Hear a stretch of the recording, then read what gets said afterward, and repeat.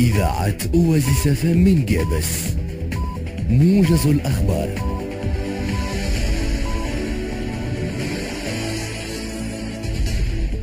تحية متجددة من قسم الأخبار، وأهلا بكم إلى هذا العرض الإخباري الموجز.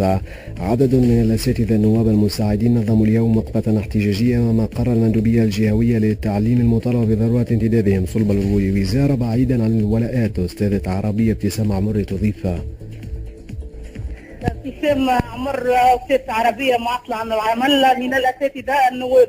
اجتمعنا اليوم الأساتذة النواب بالمندوبية الجهوية بجابس تنديدا منا بالممارسات الهجينة التي تنتهجها وزارة التربية، حيث تفاجأنا أن وزارة التربية تقوم بإرساليات عبر الهاتف إذا للأساتذة النواب للقيام بتربصات.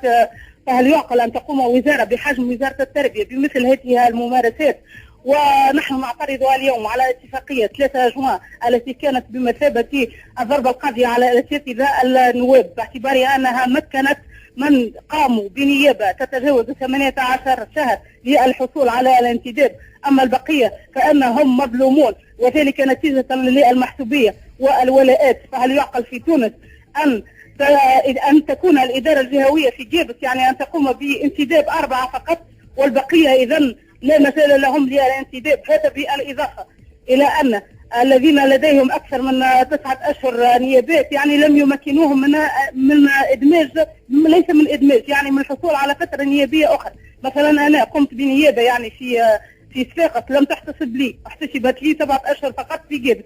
يعني نحن مع ضرورة الإعلان عن بطاقة خدمات يعني بالنسبة للنيابات تشمل كافة ولايات الجمهورية وليست في ولاية فقط، ثم ضرورة يعني الإعلان عن هذه القائمات عبر الشبكة التربوية إيجينات، وإلا فسنصعد ونضطر إلى إغلاق الإدارة الجهوية كسنة محسوبية باعتبار أن الثورة قامت على الشغل والحرية والكرامة الوطنية. نعم، ويوم الخميس سنقوم بتصعيد أمام وزارة التربية وجميع الولايات.